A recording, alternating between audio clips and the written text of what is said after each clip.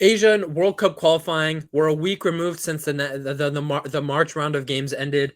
I needed some time to process what I witnessed. I needed some time to look through the games, see what happened. The Hokage needed his time, guys. I needed some time to really dissect, really understand what we witnessed in these in these games we saw over the last week, 2 weeks ago almost. So yeah, we're gonna go through every group right now. The matches that happened in the groups, group A through I. We have 9 groups to go through.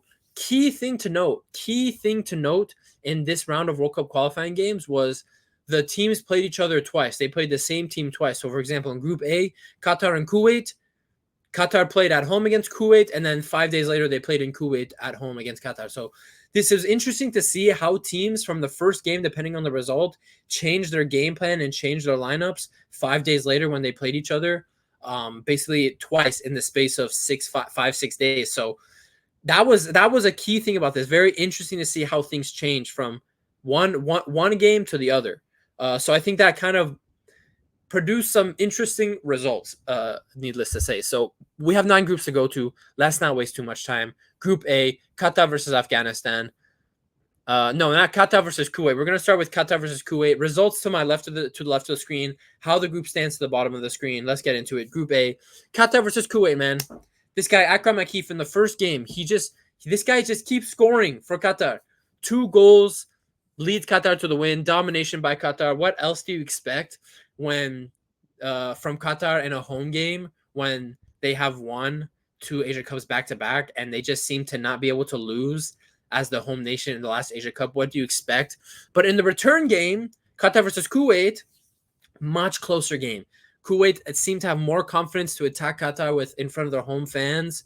And yeah, they were creating chances. It was a close back and forth game up until like the 77th minute. Then there was like a flurry of goals.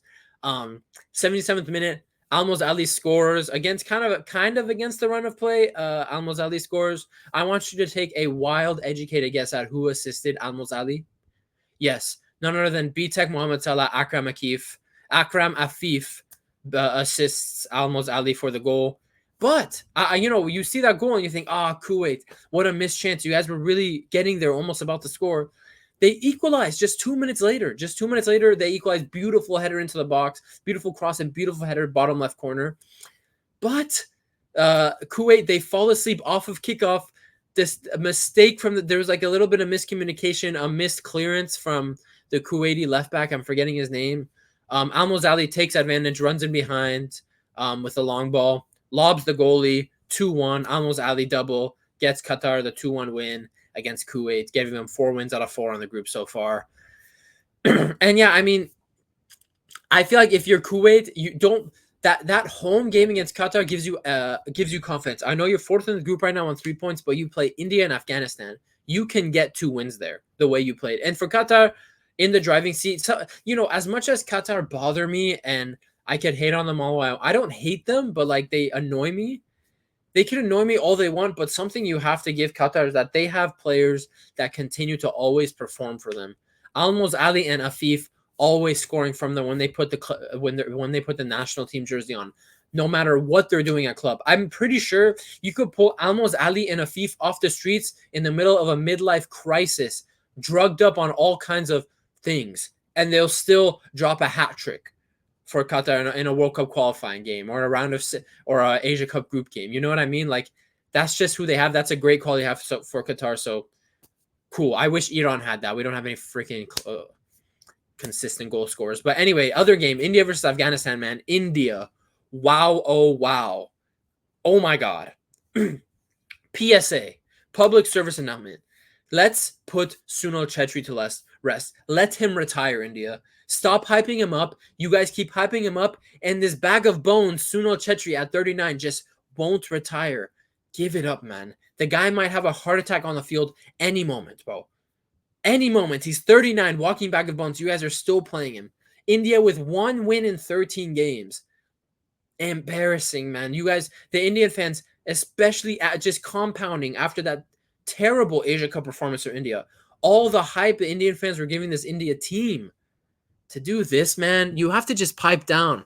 Okay, 0-0 draw to Afghanistan away is not bad, but to lose at home when you've already had a win in the group, and winning at home against Afghanistan can put you on 6 points. Actually, no, put you on 7 points and in pole position to get second place, or put you in a good position at least to get second place come the June games.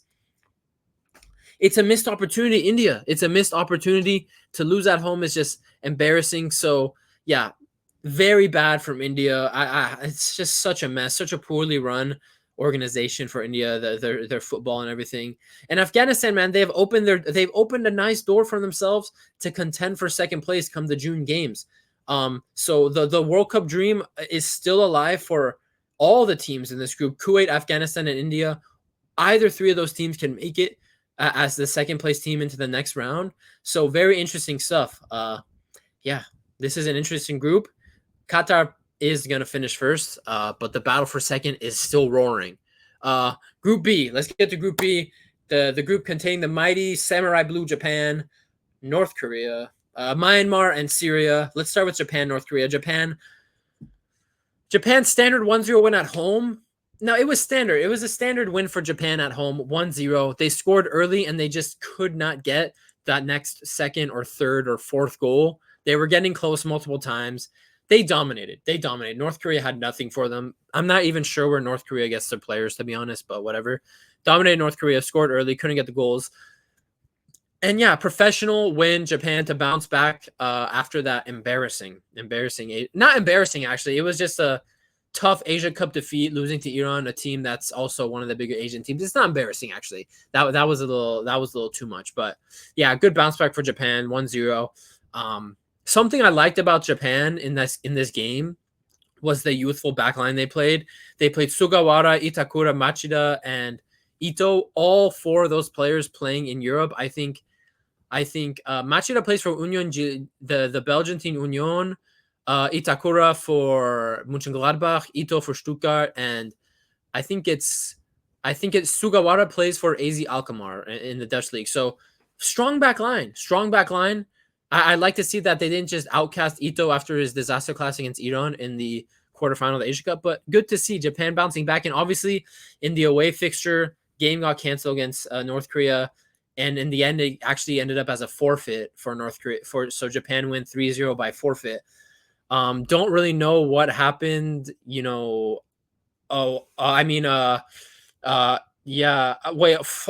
Shit.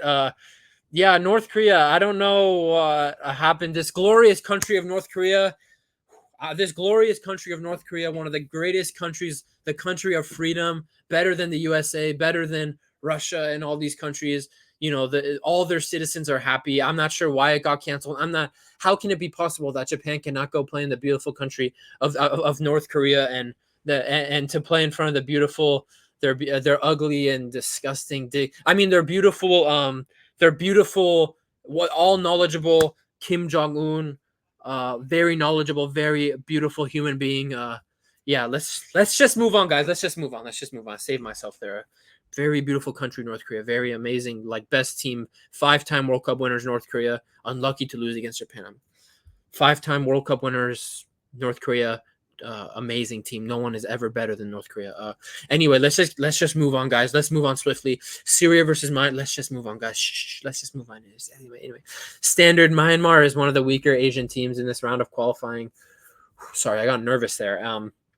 Unlucky draw from Syria on the first game. Doesn't look good ever to tie to Myanmar, but I couldn't find any highlights of this game or anything, so I'm going to assume, because Syria's good performances at Asia Cup, I'm going to assume they dominated and just got a 1-1 draw, because they ended up winning at home 7-0 to Myanmar.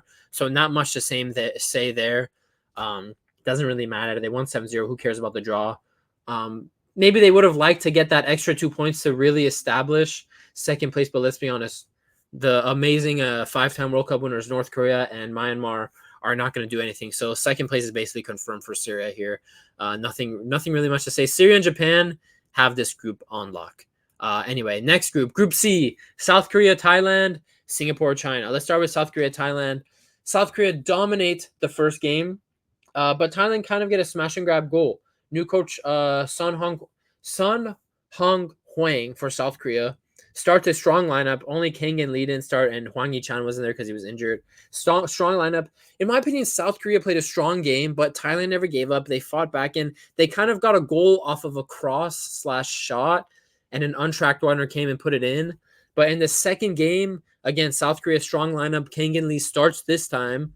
No, good to know. Son Heung-min Son also scores in both games, and South Korea this time show what probably should have happened in the first game. They put away their chances in the second leg against Thailand.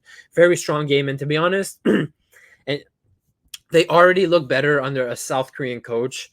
Klinsmann got them to a semifinal, but it was never organized. There wasn't really a plan, but South Korea already looked like a better team with a clear plan of how they want to play. And obviously in the second game, the Great Wall of Kim, the whole back line of Kim gets a clean sheet. So yeah, South Korea looking better, bouncing back after their semifinal loss in the Asia Cup. And yeah, got to build for the World Cup 2026, because who knows how much longer do you have Heung-min Son, who scored 2 goals over this international break? How much long? Maybe just one more World Cup, and maybe just one more Asia Cup. You don't know. And yeah, for Thailand, man, the Thailand is not over, because we're gonna talk about it at the end of this group. But let's talk about Singapore, China. First game, China was in total control in the first half in Singapore. Going up to the halftime 2-0. Wu Lei, the Chinese goal machine, with 2 goals. Could have had a hat trick, but Hassan Sani gets a good save against them on the penalty. So yeah, they could have gone into the half at 3-0. Singapore come back. China kind of regressed in the second half, and Singapore comes and finishes the game off as 2-2, as a 2-2 draw. They scored early in the second half, which was key, and they kind of built on that, and eventually China crumbled. Late equalizer around 81st, 82nd minute. But this is an interesting group, because I think Singapore, the dreams are crushed. I'm sorry, Singapore. It doesn't look like you. 1 point, yeah, with 2 games left, it's over for Singapore. But the Thailand-China battle for second place is between Thailand and China, and it's going to be close. I think China versus Thailand is the next game. So if China could win that one, they basically kill the Thai dream of getting to the round 3 of World Cup qualifying. But if Thailand could win that, and then they play Singapore last, Thailand would be in the driving seat for second place, because then China's last game would be against South Korea. So interesting stuff here. I think Thailand, I would say I'm a little disappointed with Thailand. I thought they were very good at the Asia Cup. Not really sure what happened in the South Korea games. They just didn't have what it took to really challenge and get a win over South Korea. But yeah, that next game against China versus Thailand is going to be huge. South Korea on 10 points, basically going to get first place. Battle for second between China and Thailand. It's going to be good. Tune in for that game. That is going to be a good game. Chinese goal machine. Wu Lei got 2 goals in the 4-1 also, so he's on fire for China. China, even on a red card, scored 2 more goals after the red card against Singapore. So China bouncing back after, just like India, having a dog shit, terrible Asia Cup. Terrible Asia Cup. China, with 1 billion people, should have done better at the Asia Cup. China and India, combined population of like 3 billion, couldn't do anything at Asia Cup. India obviously continuing the embarrassment, but China bouncing back, putting themselves in a good position to get to the 3rd round of Asian qualifying. So let's just wait and see. But yeah, tune in for that China and Thailand game. It's going to be good. Next group, Group D, Chinese Taipei, Kyrgyzstan, Oman, Malaysia. Yeah, Chinese Taipei or Taiwan, whatever. Wasn't going to do anything in this group. They're one of the weakest teams in Asia overall. So the losses to Kyrgyzstan they're not really surprising, is what I'm trying to say. But yeah, let's start off with Oman versus Malaysia. To be honest, man, both teams weren't that impressive. But Oman gets 2-0 wins, professional. And yeah, that puts them in a great position to come back, be on 9 points right now with 2 games left. They have to play Chinese Taipei, which is a guaranteed 3 points to put them on 12, and then a tough game against Kyrgyzstan. Yeah, they put themselves in a great position here. I think Malaysia is the team that really messed up. I really thought Malaysia would do better at the Asia Cup. They were underwhelming because they were coming into the tournament a little bit hot. Some decent form. Remember, they beat Kyrgyzstan in that exciting 4-3 game to get one of their wins in this group. I think that was the first game of the groups. So Malaysia, I just don't know what happened. I just don't know what happened with Malaysia. They continue. It seems to be a continuation of their disappointing Asian Cup performances. And yeah, sorry, Malaysia. they're still in it because Malaysia has to play Chinese Taipei too. So that's another 3 points. The key is going to be, can they beat Kyrgyzstan again?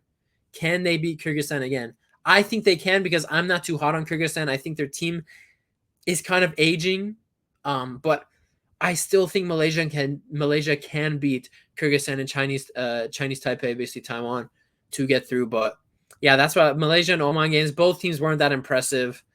Oman still gets the 2 wins, 2-0.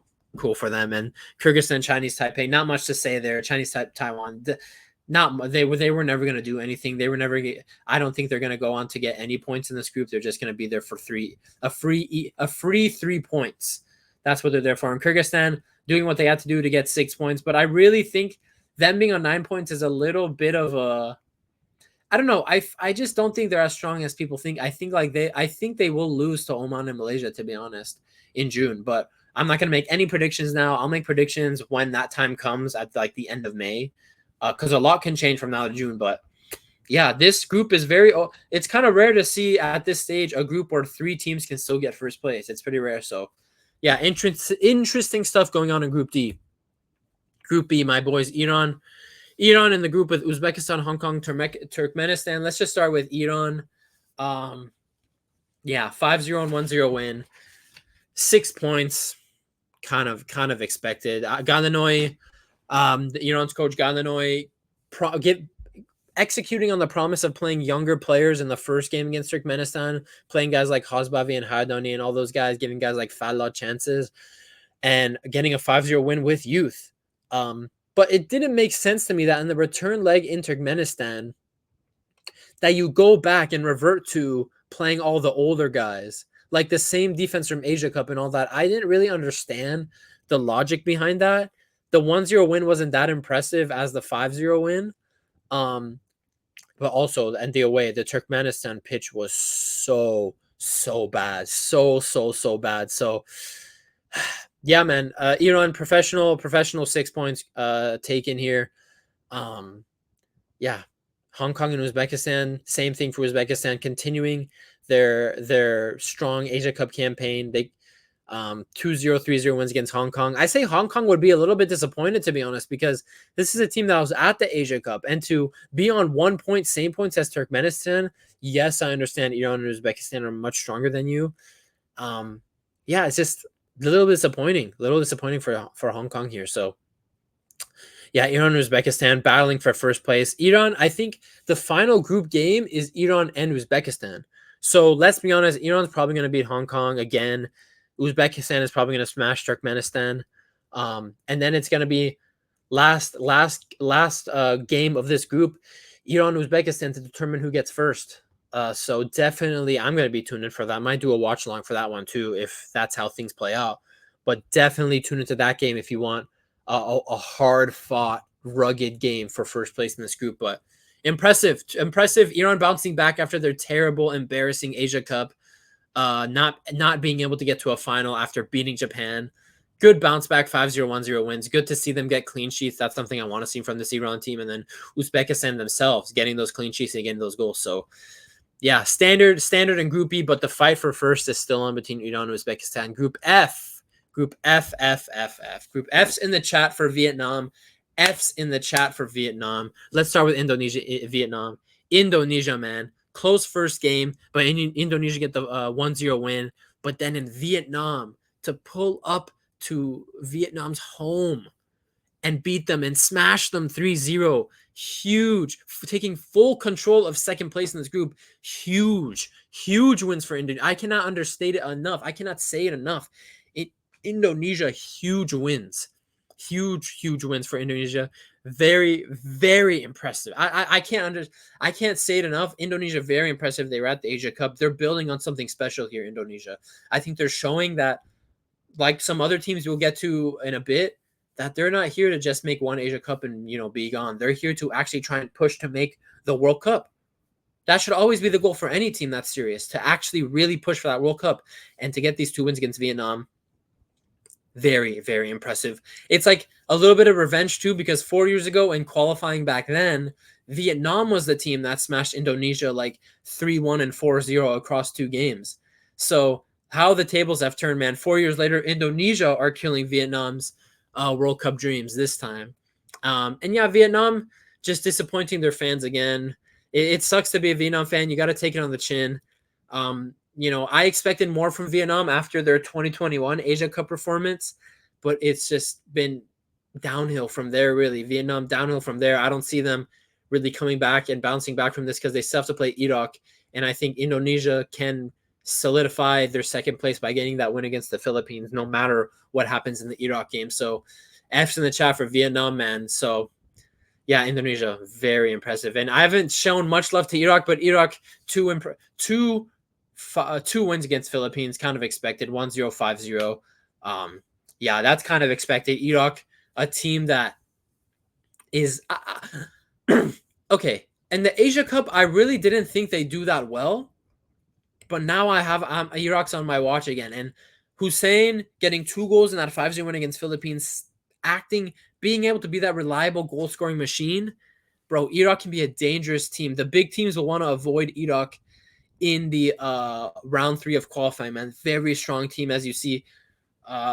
And 2 clean sheets as well. That's something I like to see in this game. Indonesia getting 2 clean sheets, Iraq getting 2 clean sheets. I like to see in qualifying a habit of getting clean sheets from teams that want to be serious. So this is a very good look. Exciting stuff in Group F. If you're Indonesia, Indonesian fan, congrats to you guys. Huge wins. Vietnam, take it on the chin. Iraq, we move. Let's go. Group F, Group G. This is an exciting group. So Saudi, let's start with Saudi and Tajikistan. So Tajikistan, again, kind of like Indonesia, showing that they're not going to be just a one tournament team. I know they're the same coach is in there, right, from Asia Cup, but this was very encouraging from Tajikistan. They didn't just sit back and try to counter Saudi. They went toe-to-toe, trying to play attacking football. They went toe-to-toe with Saudi Arabia in possession. And for Tajikistan, man, okay, 1-0 loss to Saudi at home isn't the worst. You had a good showing in that game.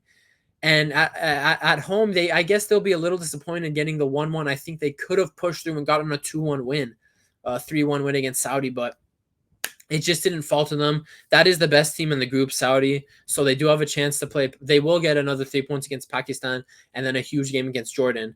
But speaking of Jordan, I love to see it, man. I thought just like Tajikistan, just like Indonesia, I was hoping they wouldn't be a one tournament team, and they're showing that they're here to establish their attacking style of play. They're here to establish their attacking style of play, dude. I just like to see it continuing what they were doing at the Asia Cup. They're showing that they're, like I said, not going to be a one tournament team. 3-0 and 7-0 wins against Pakistan. They're exciting, man. After getting to the final of the Asia Cup, they're exciting team to watch. Yes, I know Pakistan is probably the worst team of this whole round of qualifying. 1 goal scored, 20 conceded. Ouch. But so take the wins for Jordan with a grain of salt. But they're still impressive, man. I like how they're playing. They're high on confidence.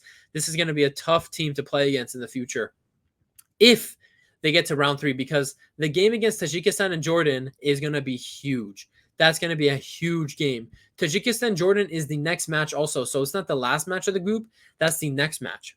So if Jordan can continue this attacking style and get that win, they would essentially kill Tajikistan's World Cup hopes right there. But if Tajikistan get a win or a draw, things get very interesting, because then obviously Jordan has to play Saudi Arabia in the last game of the group, and then Tajikistan will get to play Pakistan in the last game. So Jordan need to get that win in the next game to solidify their second place. Anything but that makes the last game of the group very interesting.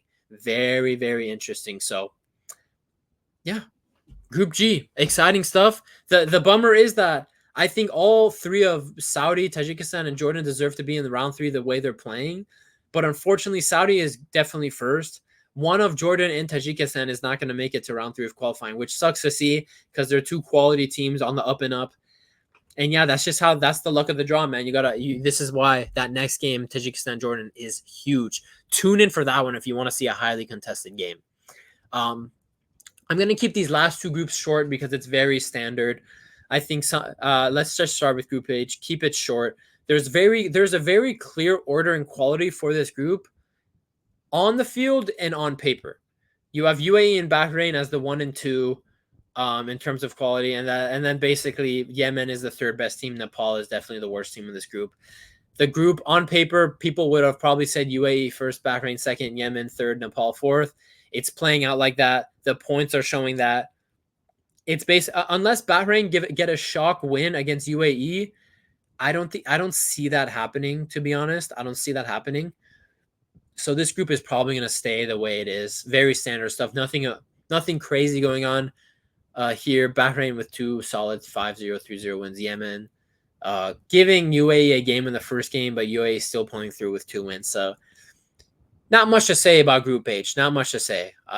Looks like UAE and Bahrain will probably be the teams that get into round 3. And then same thing for Group I. Not much to say.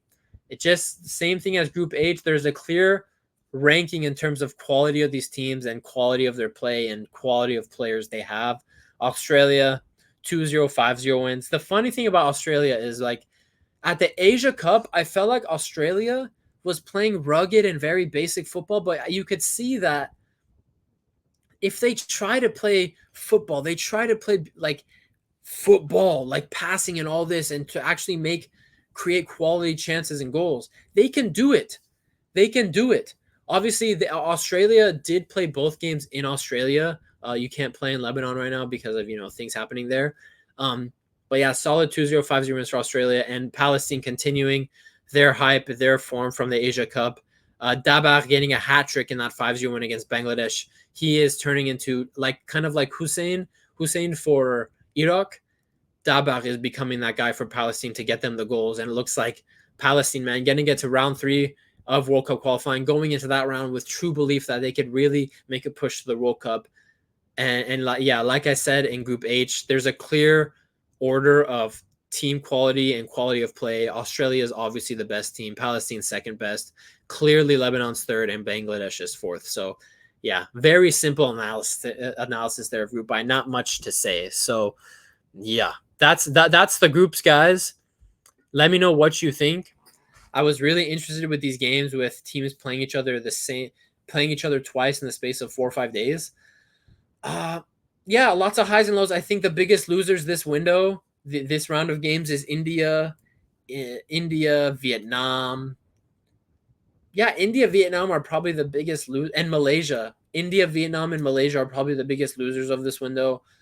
For me, the biggest winners is Jordan, Tajikistan, Indonesia, because they're showing to themselves that, we're not just, one tournament wonders. We want to be here forever. We want to be here and actually build something and actually compete in Asia for these World Cup spots, compete in Asia Cups for years to come, not just once in a century. You know what I mean? So good to see those teams doing well, building on their recent success. And yeah, I love the Asian. I think Asian World Cup qualifying is the most interesting because of the different rounds and everything. So we're in full swing, man. June is the next games that will determine who goes into round 3 of qualifying.